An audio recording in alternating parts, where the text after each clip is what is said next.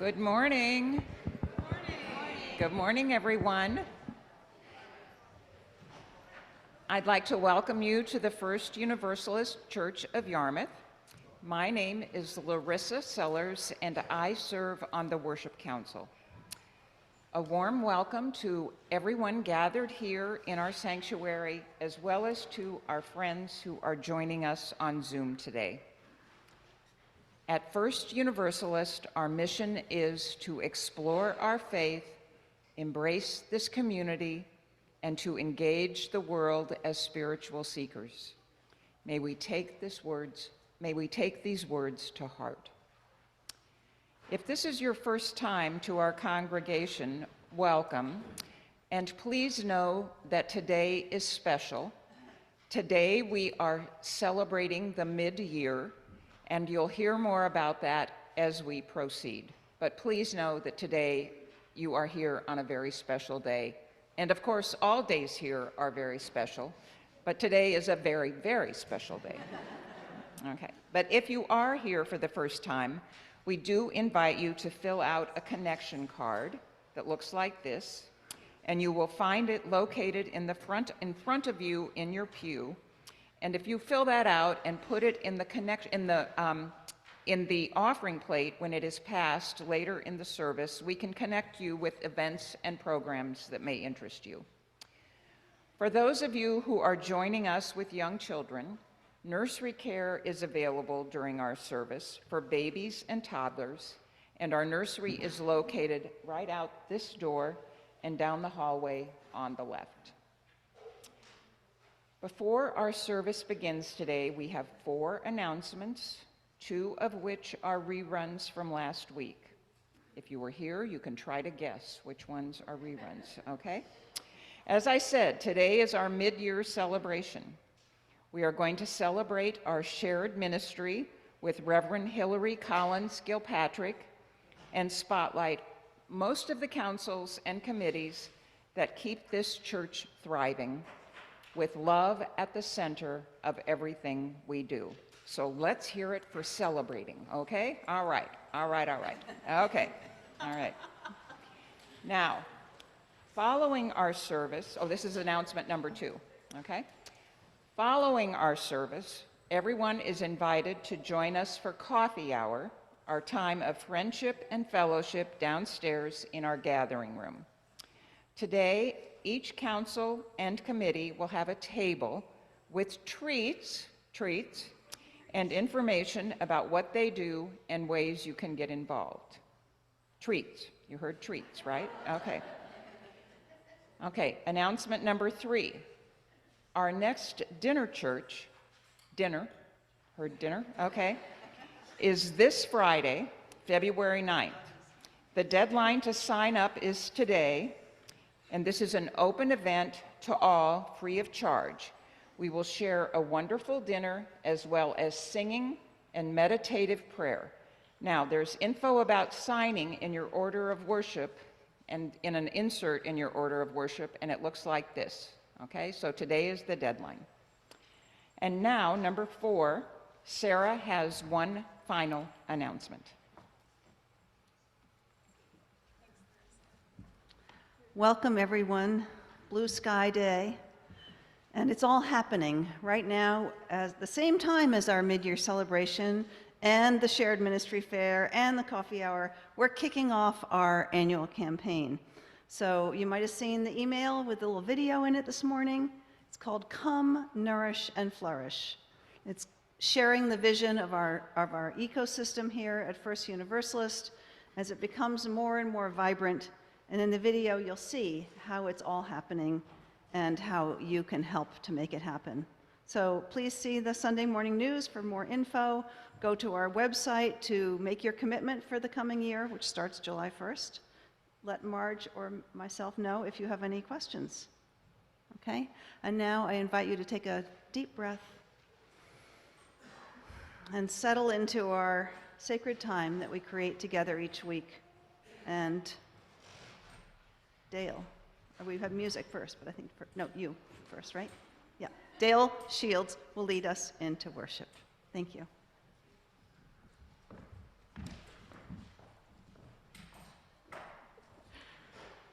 Good morning.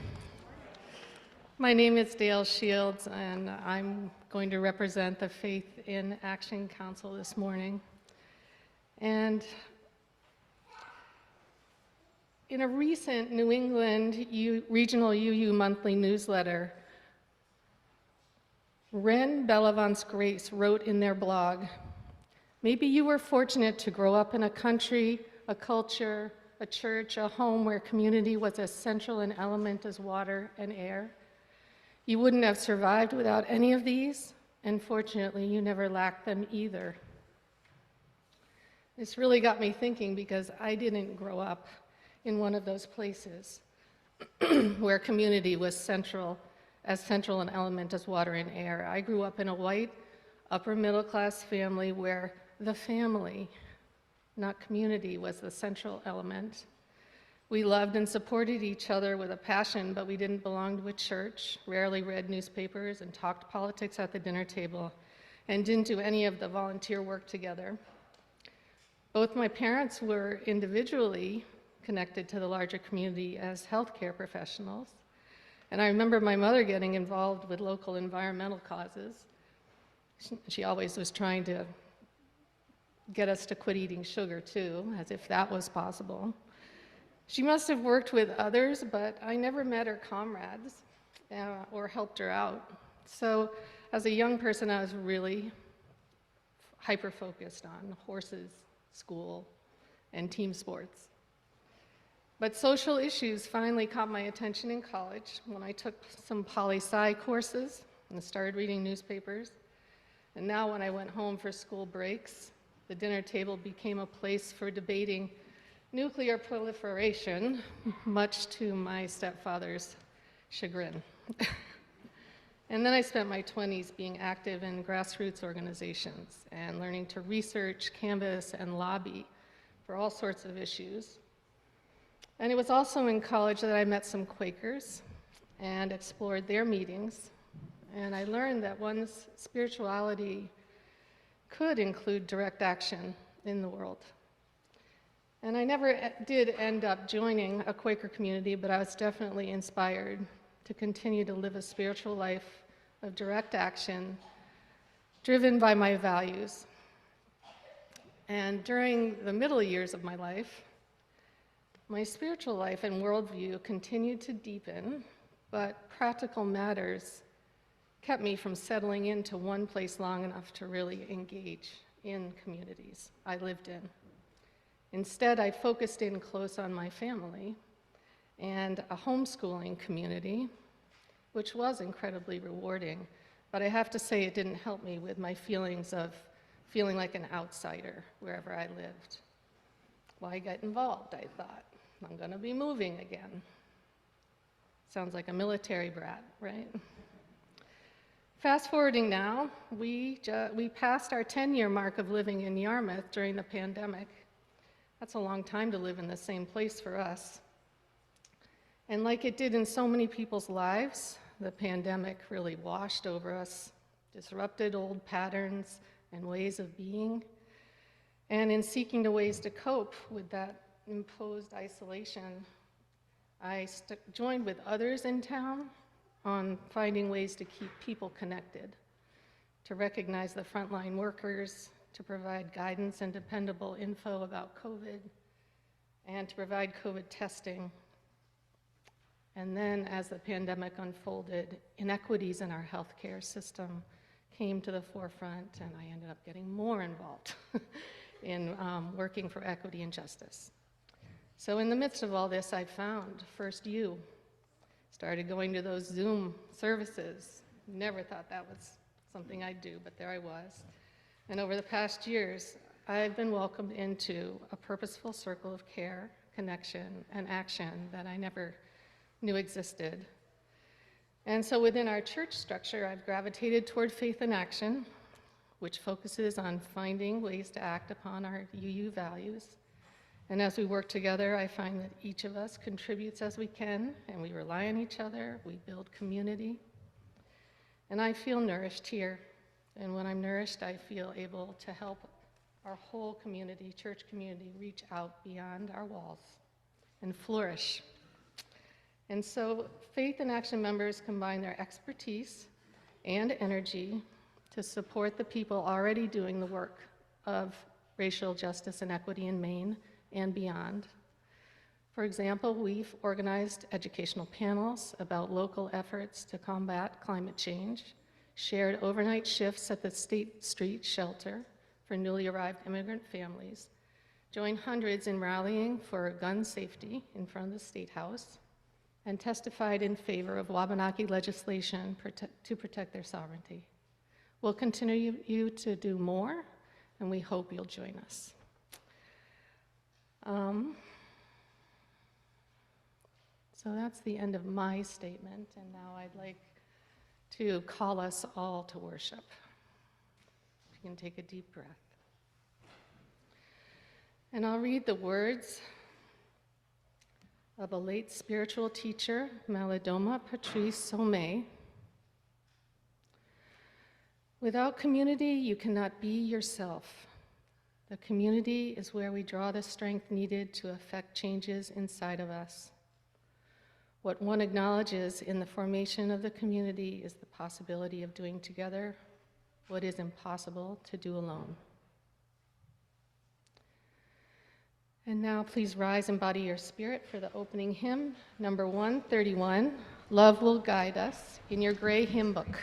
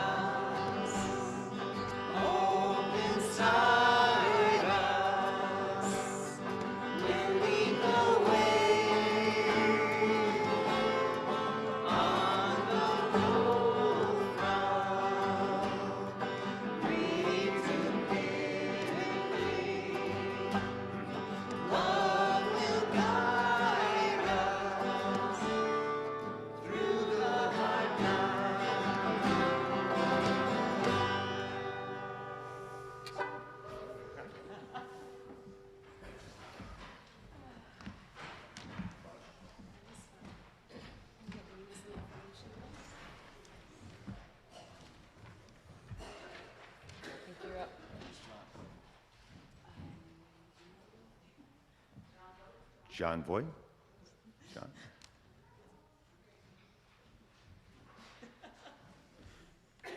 Come on down. John and I are from the Buildings and Ground Committee, and we'd like to tell you about how we get nourished and flourished.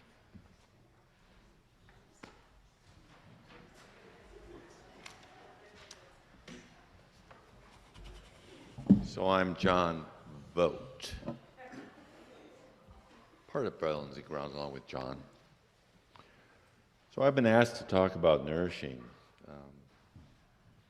nourishment, used here euphemistically as that action which provides the opportunity for growth, health, and mental well-being.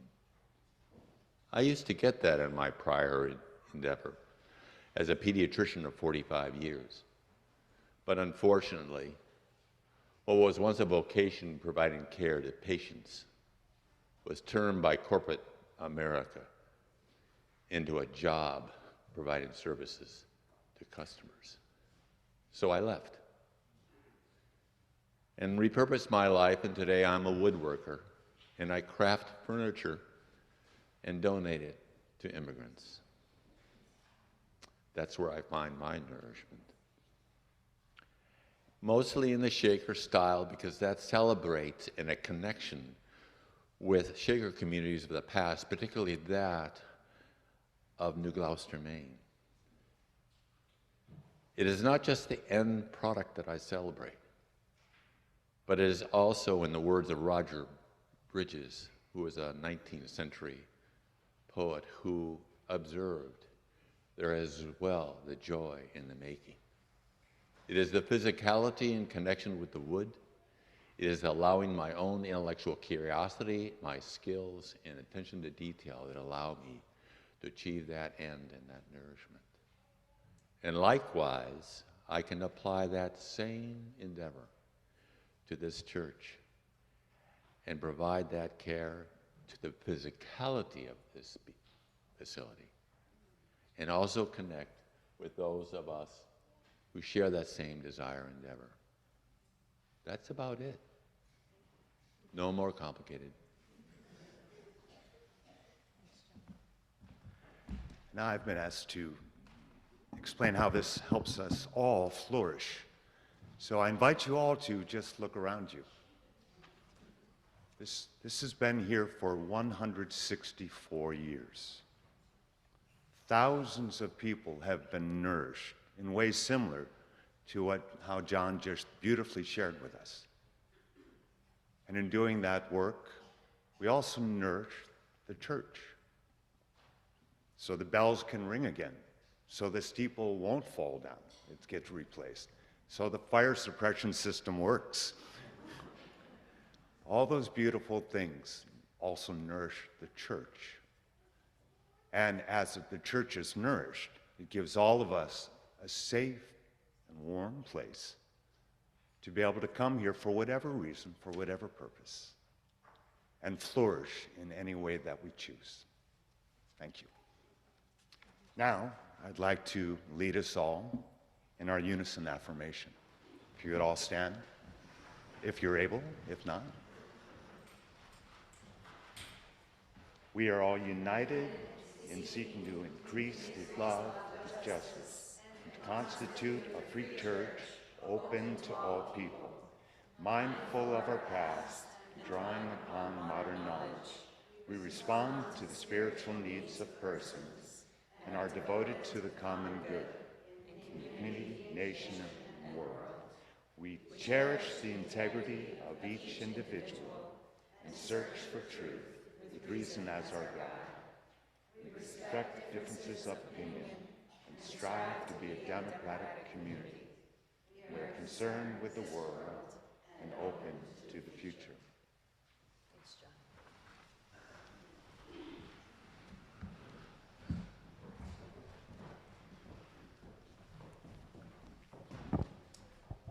Oh, did you want to come up here? You want to come up here? Great. Yeah, you want to. Morning, I'm Kathy McKenna, and this is Christy Hayashida. And we are here to talk to you a little bit about the Religious Exploration Council. I am here representing the good people of the Adult Religious Education Council, and Christy is? Representing children and youth. All right, so we've got half a time, we'll be brief. Nourishing, I find my work with the Adult Religious Exploration Council particularly nourishing for a really simple reason. I like hanging out with the people on the council. I really like hanging out with Reverend Hillary and Gwen and Anne and Arnie and Peter. They're a really curious lot. I mean that in a good way. They are curious about the world. They read, they listen to podcasts, they go to interesting movies and documentaries, and then they want to talk to people about the ideas that they encounter there, which is basically what I like to do. So we get together and we call them adult RE council meetings, but really we start every meeting with, so what are you reading? Did you see anything good lately on TV or a podcast? We just like to talk about what we're interested in. And then, of course, it makes it all more interesting because we have somebody to talk to about it.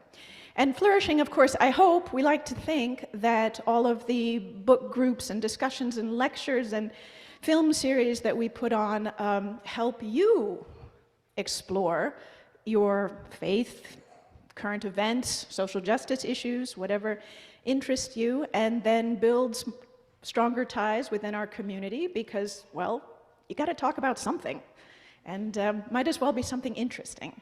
So I hope we're doing that. We'd like to do more of that. If anybody's interested in joining our merry band, I will be downstairs, and happy to talk with you about what we do and what you might like to see more of. Thank you, Kathy. Okay, so as Kathy said, I'm representing the children and youth, and along with me is Mika Lentz, Lauren Taylor, and then obviously Hillary, Gwen, and Mack also come to our meetings. So I just decided to collect some congregants' comments, since families are so different depending on the kids' ages and their genders, as to what RE gives to the families and what that in turn gives to the congregation. So probably most importantly, it's just a safe space for our young people to be, and however they show up is how they're embraced, and that feels good. That's a good thing. It also encourages young people to put a focus on something other than themselves, to look more outward and see how they can actually have a good impact on whoever needs help, environment, people, animals. It really relieves parents, if there are any gaps in sexuality education, to just give it to OWL our whole lives, and they'll handle it. And then for younger kids, they've had fun events like apple picking, pumpkin carving. For older kids, there's a possibility of heading to Alabama on a civil rights pilgrimage. Fingers crossed that happens. And what RE gives to the church, most obviously it brings older people and younger people together in a meaningful community.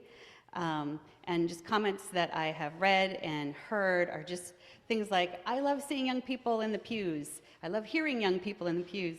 And it's just so heartwarming to see future UUs who will then go out into the world and spread UU values.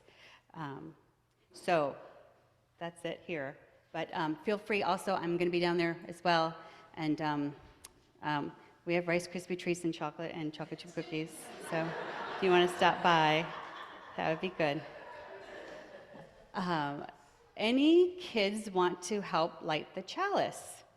Anyone want to come down?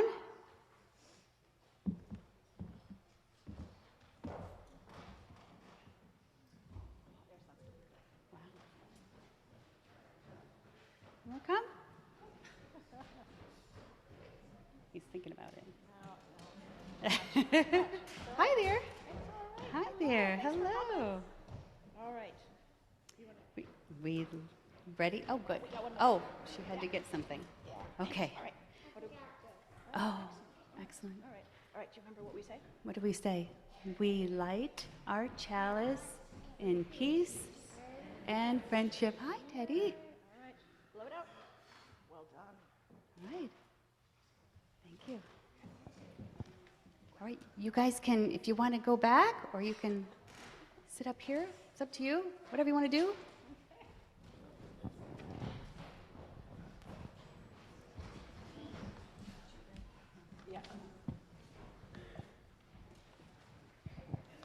Good morning, everyone. How are you? I'm Reverend Hillary. It's so good to see you, and I'm up here with my friend Gwen. Good morning, Gwen. Hi, good morning, everybody. So today we are going to be doing an embodied meditation about nourishing and flourishing. So let's start by, getting some wiggles out. And then let's take a deep breath together.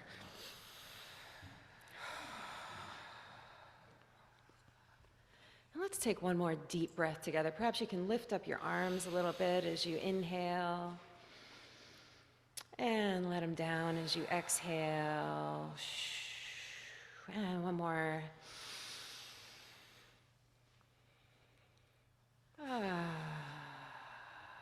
And as you set your arms down and exhale, perhaps notice the ground beneath your feet. Feel that steadiness there, the earth.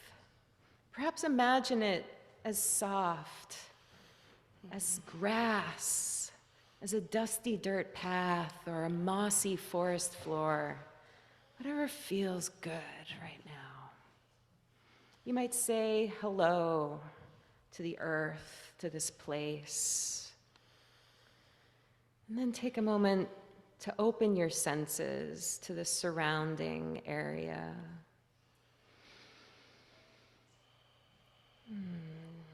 Taking a few deep breaths and perhaps sighing.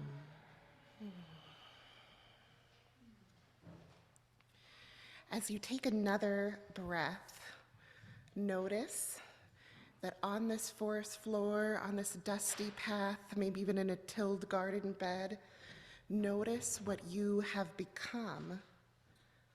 You are a small seed. Yes, a seed. I enjoy imagining myself as a seed.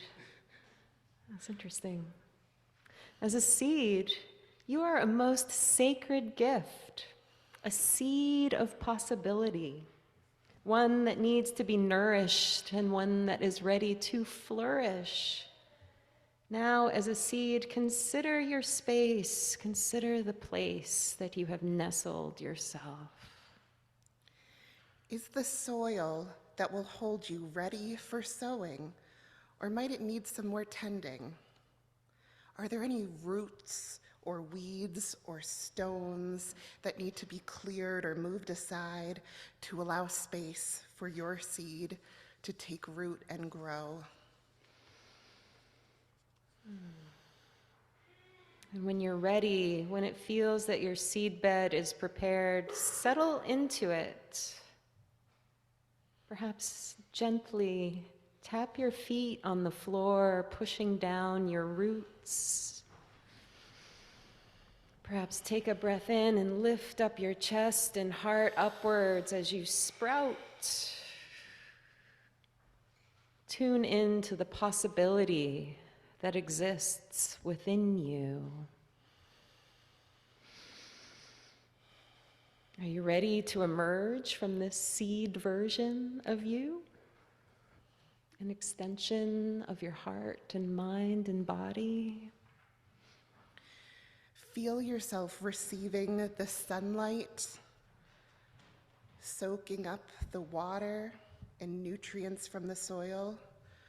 It's time to keep growing and keep stretching. What takes shape now? What have you grown into? Do you have leaves, petals, branches, thorns, vines?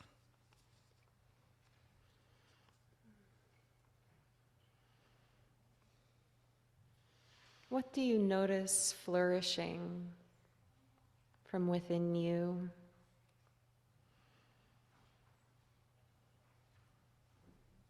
Who and what might this growth nourish? Take a breath, feeling the life within you, the seeds within you.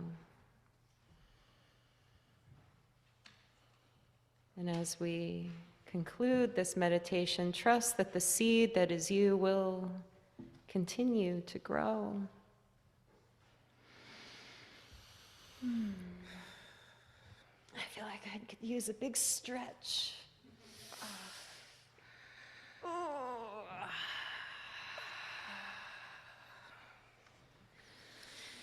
And now, let's say our children's blessing together. We are Unitarian Universalists, people of open minds, loving hearts, and helping hands. And any children are invited to come downstairs. We're going to do a magnetic heart fishing game. It should be pretty fun.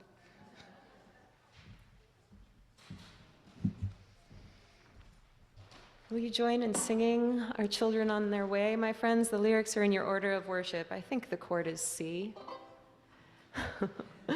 Go now in peace, go now in peace.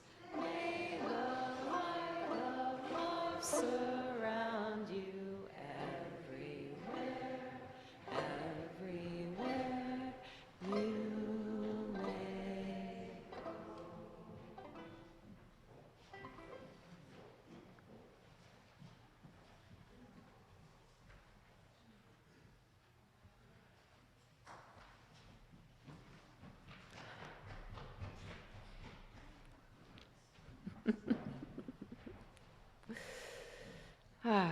As the sun streams through the windows on this beautiful February day, we now come to the time in our service that we set aside for quiet prayer and meditation.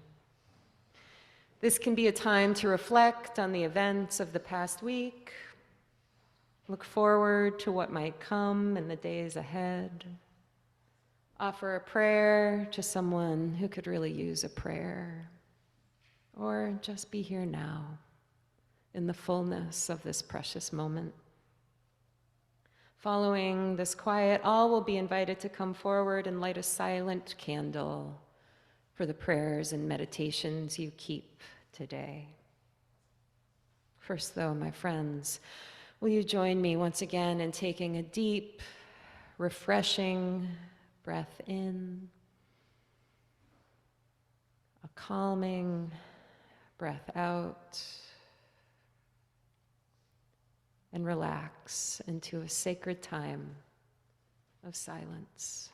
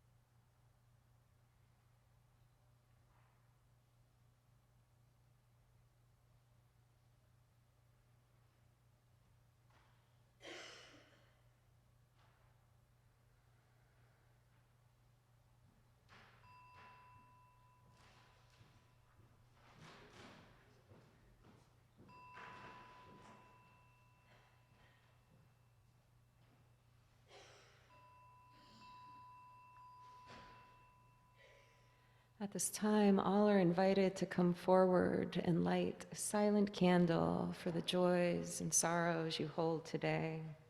Though we'll not be sharing our feelings out loud this morning, our gathered community and I hold your experiences with you this morning and always. If you'd like to light a candle, just come forward, take a candle from the basket, light from our chalice, and place it in the box of our collective sand. For friends joining virtually, please write in the chat if you'd like a candle lit for you this morning, and I also invite you to light a candle at home at this time. Before we begin, just a couple of guiding lights. If you are lighting a candle, please begin at the far end of the pot and move steadily towards the pulpit, being careful never to reach over a flame. And if you have a child with you today who'd like to light a candle, please accompany them as they do so. Does anyone wish to light a candle this morning.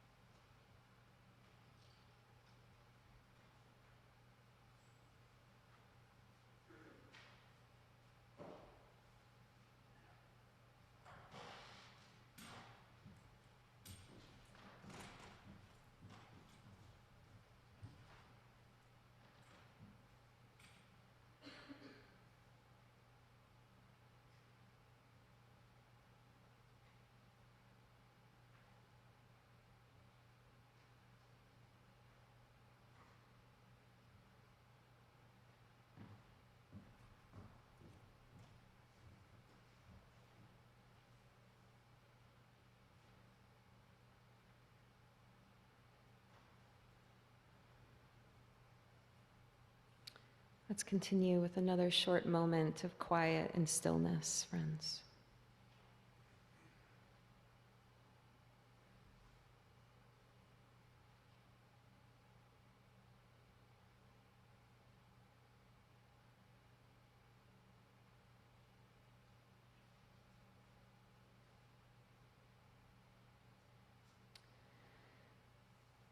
As these bright lights of love and concern glow and flicker, will you center yourself and join me in a time of prayer?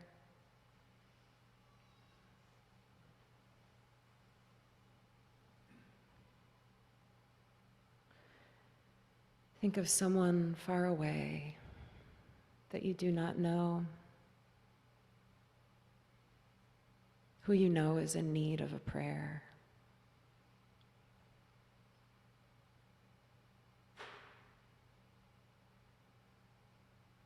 Hold them in your mind.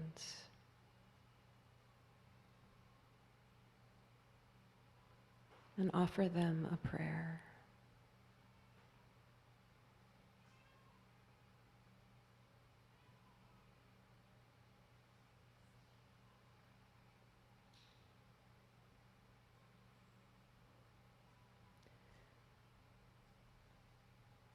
Let someone arise in your mind who's closer, nearer, that you do not know.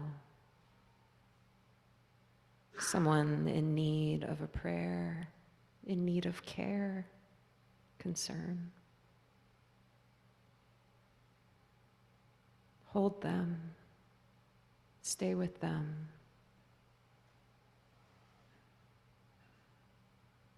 Offer them a prayer of care.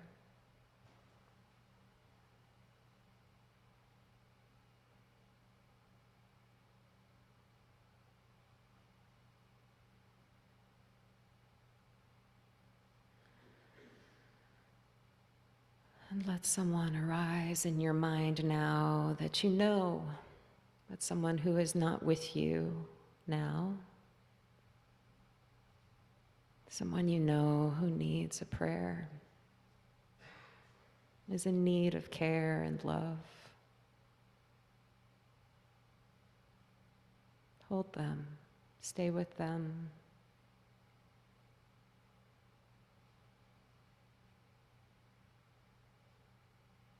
Offer them a prayer of care and love.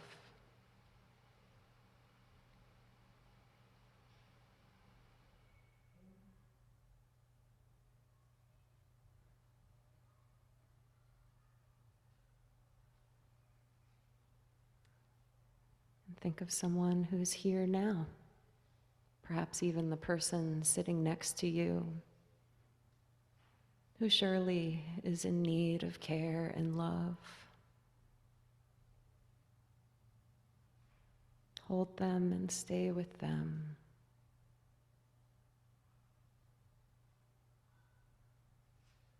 Offer them a prayer of care and love.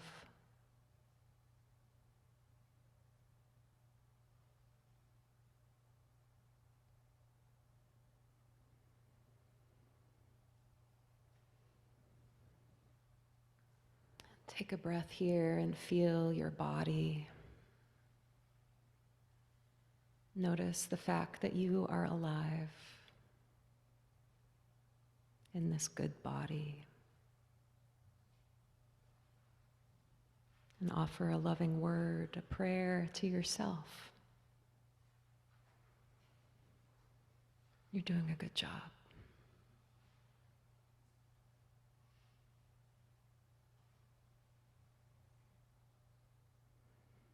Taking a breath now, perhaps setting an intention or prayer for yourself, that you will bring more care and love into the world. Give more care and love to yourself.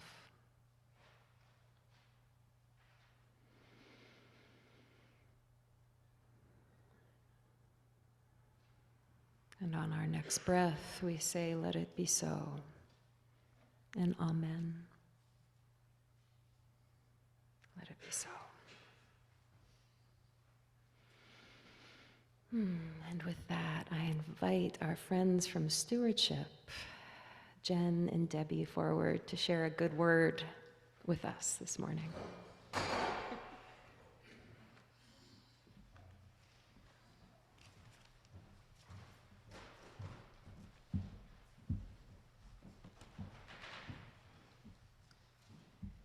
Good morning.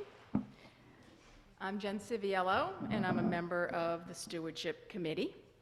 The Stewardship Committee exists to support the board, our church building, and our programming. We organize rentals as well as our annual fundraisers. I am nourished by this work. I really am. I'm nourished by these acts of service, the sense of community they create, and by the personal connections I've made working side by side with some really amazing people as we sell soup, cookies, and crafts at the holiday fair or parking cars at the Clam Festival.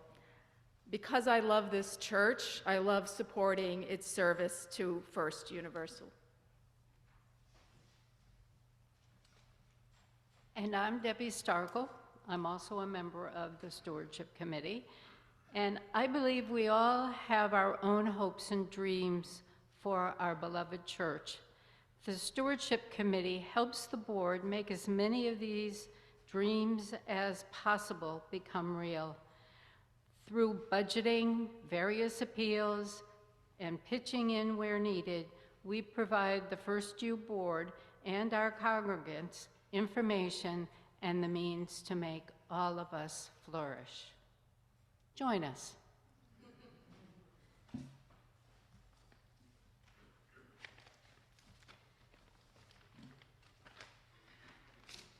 I'm going to speak about the offering. Engaging the love of our center, today's half plate is shared with the minister's discretionary fund. Given the high costs of food, fuel, housing, and medical care, people in our community are struggling to make ends meet. Our minister's discretionary fund provides confidential assistance to those facing such financial burdens in our congregation. If you are in need of financial assistance right now, please let Reverend Hillary know. And if you are able to give today to support the minister's discretionary fund, thank you. Your offering is important to our congregation and greatly appreciated. For those in the sanctuary this morning, we will be passing the offering to one another. For those of us gathered online, you are invited to make your offering using the donate button in the order of worship by dropping a check in the mail. Thank you.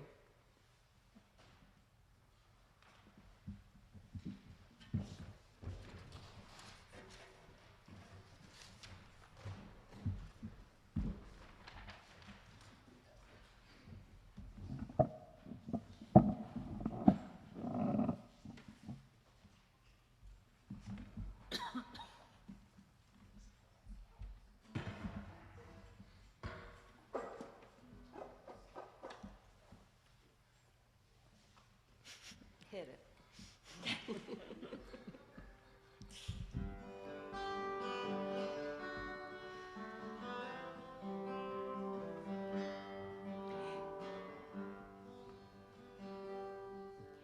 Kind friends all gathered round, there's something I would say. What brings us all together here has blessed us all today. Love has made a circle that holds us all inside, where strangers are as family, loneliness can't hide. You must give yourself to love, if love is what you're after. Open up your heart to tears and laughter. Give yourself to love. Give yourself to love. I've walked mountains in the rain. I've learned to love the wind. I've been up before the sunrise to watch the day begin. I always knew I'd find you, though I never did know how. Like sunshine on a cloudy day, you stand before me now. You must give yourself to love, if love is what you're after. Open up your heart to tears and laughter. Give yourself to love. Give yourself to love. Love is born in fire. It's planted like a seed. Love can't give you everything, but it gives you what you need. Love comes when you are ready. It comes when you're afraid. It will be your greatest teacher, the best friend that you have made. You must give yourself to love, if love is what you're after. Open up your heart to tears and laughter. Give yourself to love. Give yourself to love. Give yourself to love. Give yourself to love.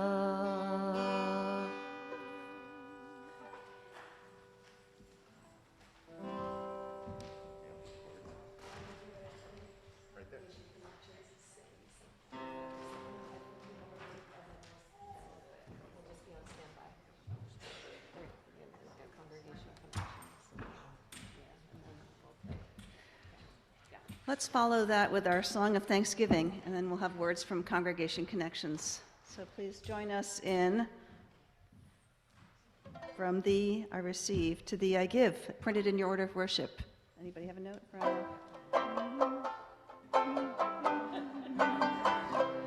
From Thee I receive, to Thee I give, together we share, and by this we live. From Thee I receive, to Thee I give, together we share, and by this we live.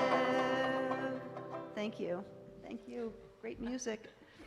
So again, if you're visiting here for the first time, we usually have Sam at the piano, and this is beautiful other music. And our service may go a little long today because we're really combining a worship service and a mid-year meeting, and we're turning it into this celebration. So think of that way. You're not staying an extra hour for a meeting, okay? Patience and goodwill and treats. So we're going to share some thoughts that the Congregation Connections Committee came up with to express how we feel we are nourished and help the church to flourish.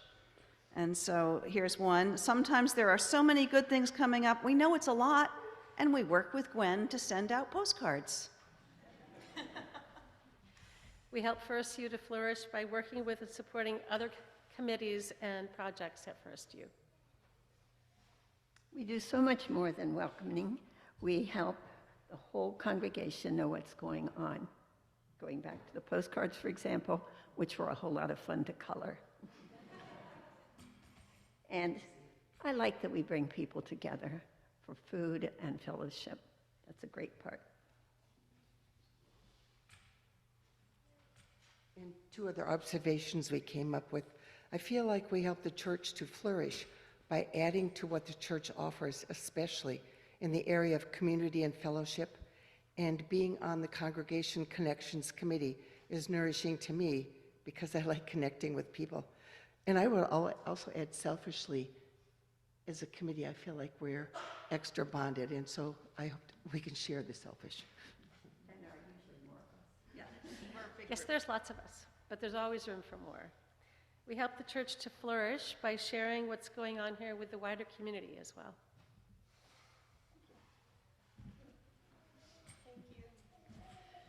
And now I'm switching hats, and I'm standing here representing the board, a group of 8 people who keep, explore, embrace, engage, and with love at the center. And Jamie Brooks is a member of the board, and will speak to you about that. Good morning. Hi, I'm Jamie Brooks, and I'm glad to be a member of the board. Sarah asked me to be brief, and there have been some tough acts to follow, so without going into my life story, I'll just keep it brief. I'm glad to be a member of the board. Being on the board is an opportunity for me to be more engaged and connected to the supporting, loving, and caring community. It allows me to develop deeper relationships while making a contribution to our well-being and our mission, and I look forward to getting to know more of you too. This is nourishing for me, and I hope I can also help to ensure that our church continues to flourish as it is now and as we continue to grow together. Thank you for the opportunity, and may it be so. Thanks. Are you reading that? Yeah. Continuing in our ecosystem metaphor, this is a poem called You've Become a Forest by Nikita Gill. One day, when you wake up, you will find you've become a forest. You've grown roots and found strength in them that no one thought you had. You've become more stronger and more beautiful, full of life-giving qualities. You've learned to take all the negativity around you and turn it into oxygen for easy breathing. A host of wild creatures live inside you, and you call them stories. A variety of beautiful birds nest inside your mind, and you call them memories. You have become an incredible, self-sustaining thing of epic proportions. And you should be so proud of yourself, of how far you've come from the seeds of who you used to be. And those words are offered to our community.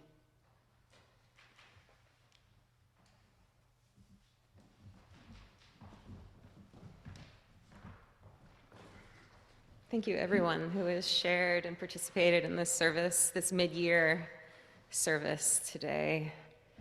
I love that poem. One day, when you wake up, you will find that you have become a forest. I had dinner this week with a friend I've known for a long time.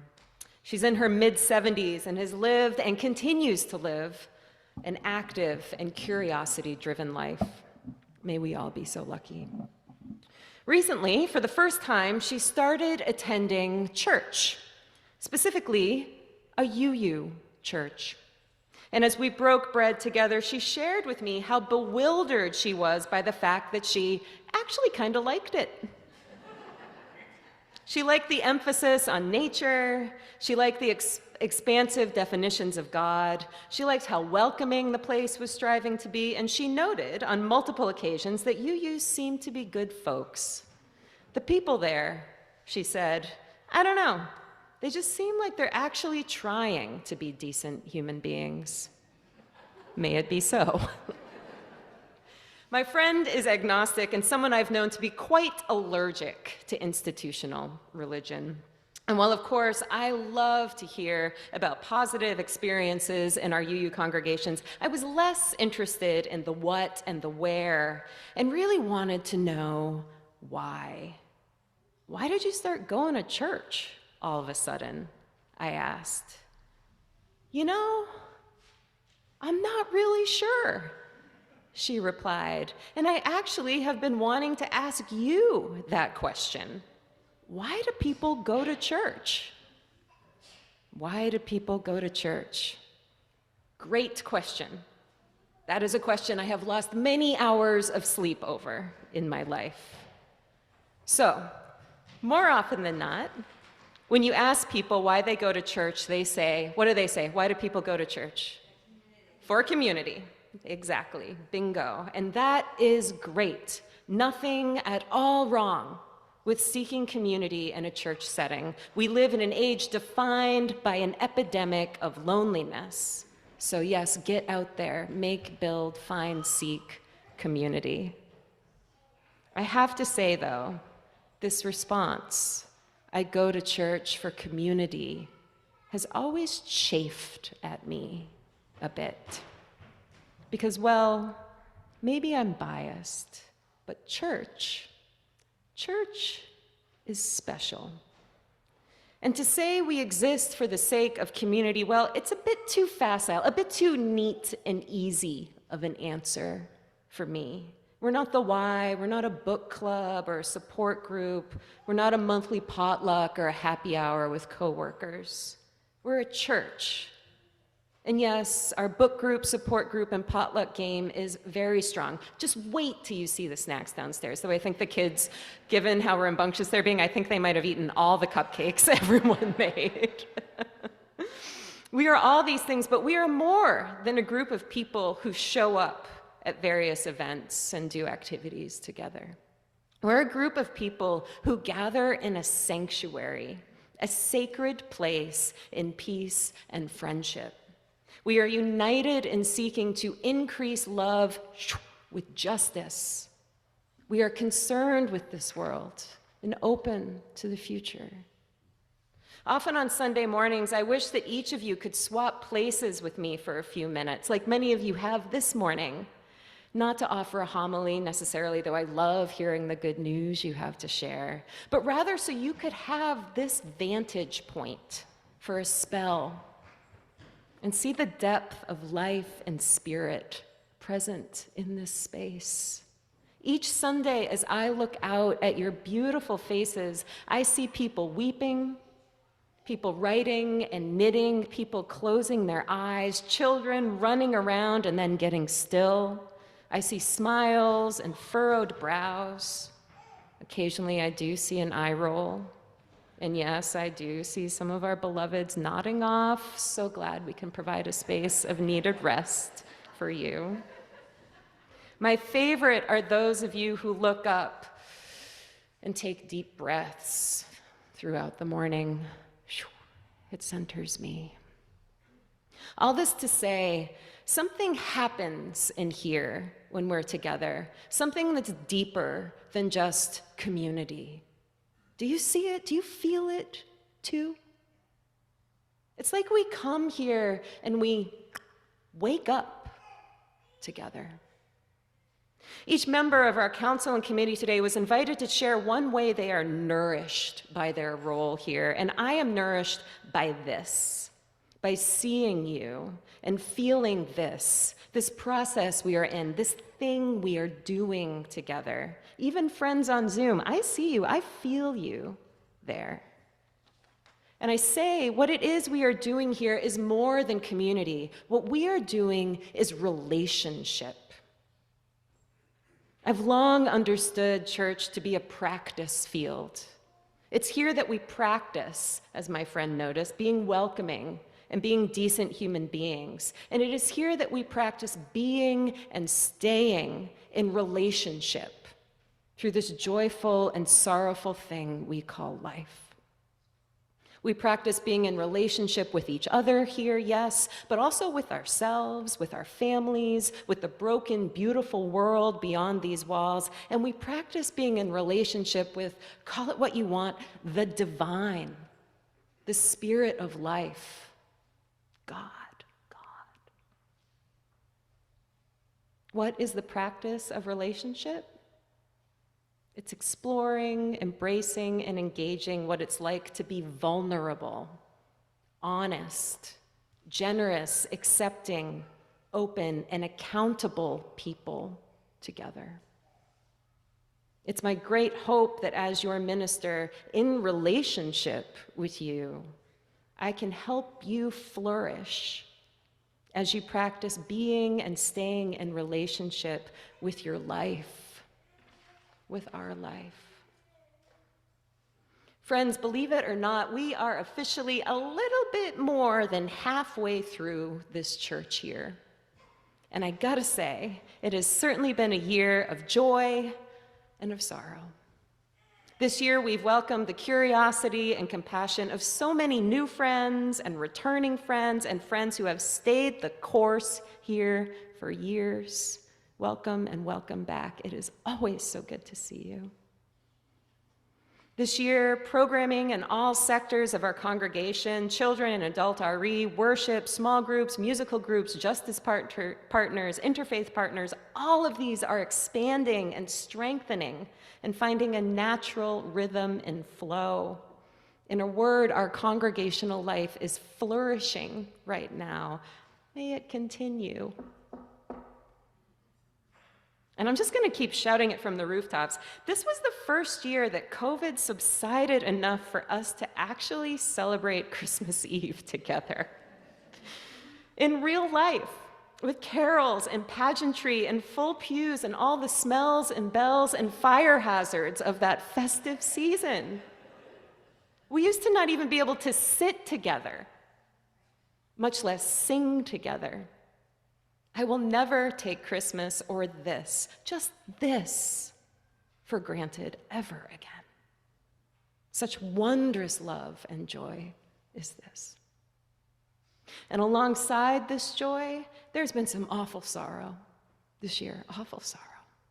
Beloveds in our congregation have struggled with great loss and grief, illness and injury. Our state suffered one of the worst shootings in American history, which sadly is saying something. The wrath of climate change is hitting pretty darn close to home. The unhoused population continues to surge, and abroad, cruel, condemned wars rage on with no end in sight. Will you take a breath with me there? And offer a prayer to someone you know and someone you don't know.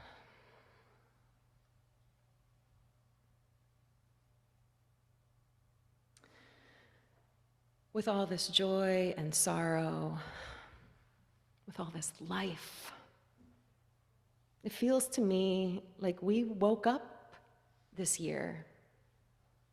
In that practice field that we've been tending and tilling and sowing for years is suddenly a young forest. It's so beautiful and tender and tough. It's so alive, and like all life, it calls for our attention and our care. And I'm so happy to say that I see and feel so much attention and care here these days. May it continue. When my friend asked me why people go to church, I didn't say everything I just said. In fact, I'm pretty sure I said, people go to church for community. And if that's why you're here, great, great, great. I am here to support your practice of community. And as I see it, community here in this sacred place of peace and friendship is the practice of waking up to life and getting into relationship with all that is your life, with all that is our life. For the months ahead, for all time ahead, may we practice being decent human beings here.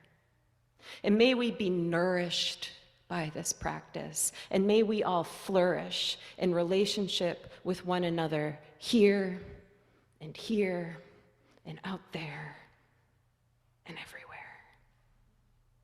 May it be so, and may it continue. And let's see what happens next, shall we? Amen. Blessed be. Our closing hymn is number 118, This Little Light of Mine. We're going to get the band together for one more song here. And we are going to be singing instead of I and my, we're going to be using the words we and our in this song. We're going to make it about us, not just me alone.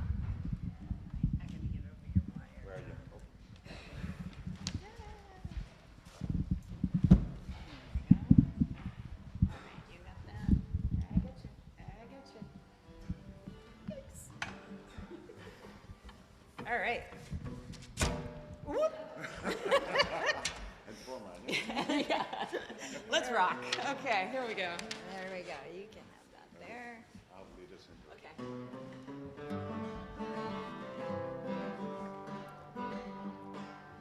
This little light of ours, we're gonna let it shine. This little light of ours, we're gonna let it shine. This little light of ours, we're gonna let it shine. Let it shine, let it shine, let it shine. Everywhere we go, we're gonna let it shine. Everywhere we go, we're gonna let it shine. Everywhere we go, we're gonna let it shine. Let it shine, let it shine, let it shine. Filling up the world, we're gonna let it shine. Filling up the world, we're gonna let it shine. Filling up the world, we're gonna let it shine. Let it shine, let it shine, let it shine. Let it shine, let it shine, let it shine.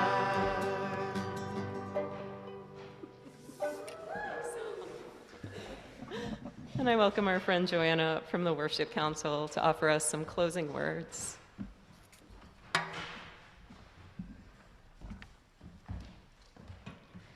What fun. Good morning again. My name is Joanna Landsman. I serve on the Worship Council.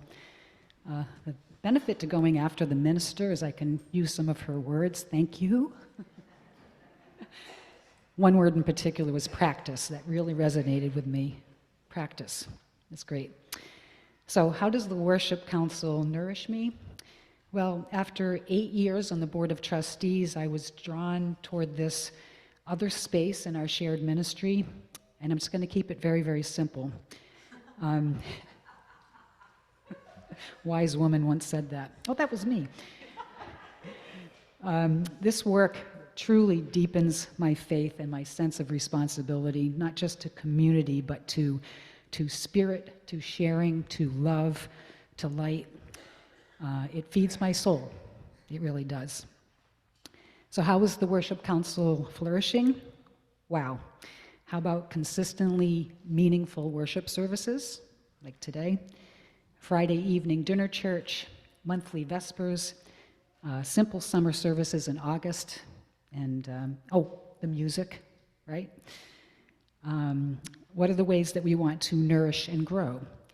We're improving our audiovisual technology. We'll be encouraging more involvement of families in services. We're evaluating this sanctuary space, and we will continue offering worship beyond Sunday mornings. We welcome your thoughts, your questions, and your ideas. Our final reading this morning are the words of Reverend Stephen Charleston. Please join me today, whoever you are, whatever you believe, join me in releasing love into the world. Love as mercy, love as peace, love as forgiveness, love as healing. Join me in sharing love in every way you can. And when you do, join me in believing it will make a difference. Love always makes a difference. Please join me today in extending that love as far as your heart can reach. And will you please rise as you were able, as we join our voices together by reciting our unison benediction, printed in your order of worship. For those who come here seeking God, may God go with you. For those who come embracing life, may life return your affection. And for those who come to seek a path, may a way be found and the courage to take it step by step. Please be seated and enjoy the choir's choral benediction, and then we hope to see you downstairs.